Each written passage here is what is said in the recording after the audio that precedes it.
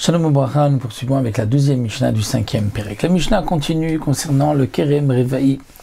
Nous avons vu que les fruits de la vigne, la quatrième année, donc les 3 premières années c'est hors là, on ne peut pas consommer le fruit, mais la quatrième année c'est Revaï, quatrième, où les fruits doivent être montés à Yerushalayim, mais si on est loin, on peut transférer la Kedusha sur de l'argent, comme le Maaser Sheni, monter cet argent à Yerushalayim.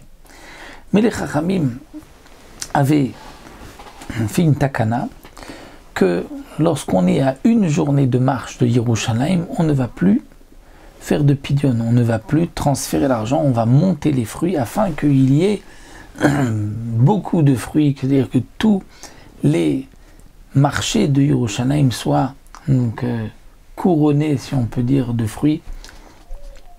Et donc, Kerem Revaï, Ayaole Yerushalayim, donc les Chachamim ont instauré qu'on montait à Yerushalayim sans transférer la Kedusha, sans faire de pidyon, Ma'alach Yom Echad Lekol Tzad. C'est-à-dire lorsqu'on avait de quoi marcher une journée de marche de chaque côté de Yerushalayim. Vezoï Trouma, quelles sont les limites? Elat Minadarom, du sud de la ville de Elat. Non pas la ville de Elat que nous connaissons aujourd'hui, parce qu'elle n'est pas à 1 heure de marche, mais il y avait une autre ville qui était plus proche de Yerushalayim.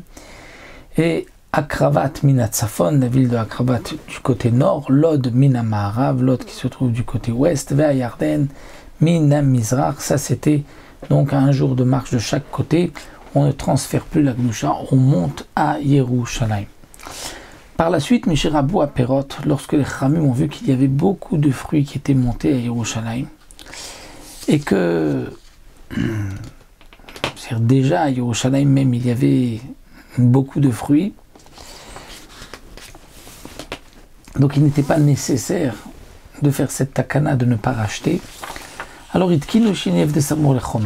ont instauré qu'on pouvait, même proche de la muraille, on pouvait racheter la Kedusha du Revaï sur de l'argent. Mais les Chachamim ont, lorsqu'ils ont fait cette deuxième takana, ont mis une condition chez Matai, c'est-à-dire que lorsqu'ils voudront, si un jour il y a moins de fruits à Yerushalayim, eh bien on revient à la takana première. Nous avons un principe que généralement, lorsqu'une takana a été faite par un beddin, on ne peut plus ensuite enlever cette takana, même si la raison n'est plus là. Il faut un beddin qui soit aussi grand que le premier, dans certaines conditions, ou sinon au moins il faut qu'il y ait un beddin qui décide d'enlever une première takana. Donc il y avait une première takana, la raison n'était plus là, puisque maintenant il y avait beaucoup de fruits à Yerushalayim. Malgré tout, les Chachamim sont réunis pour pouvoir annuler cette takana.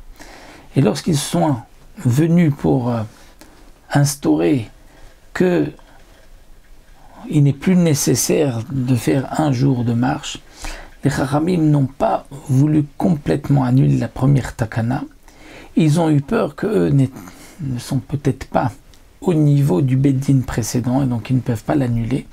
Donc ils ont dit que précisément sur un moment donc précis, tant qu'il y a maintenant beaucoup de fruits, il n'est pas nécessaire de monter à pied les fruits à 1 jour de marche.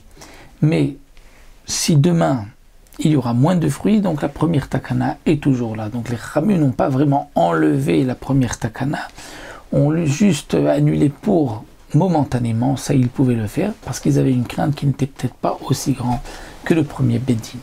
Rabbi Yossé Omer Mishra Bet Hamikdash Hayat Tnai Hazé. Rabbi Yossé dit non, ce Tnai était non pas parce qu'il y avait beaucoup de fruits, mais parce que le Bet Hamikdash avait été détruit, dit le Barthénora. Une fois que le Bet Hamikdash est détruit et que Yerushalayim était dans la main des ennemis, là ce n'était pas nécessaire de remplir les marchés de Yerushalayim avec des fruits.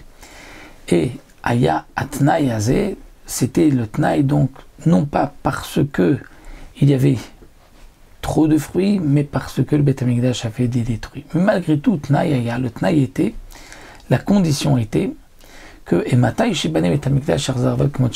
le Bet Hamikdash, Rabbi Yamin, sera reconstruit, bien on reviendra à la première takana, que tout ce qui est à 1 jour de marche ne sera pas racheté, afin de pouvoir, si on peut dire, couronner les marchés de Yerushalayim avec donc des fruits de Kerem Revaï.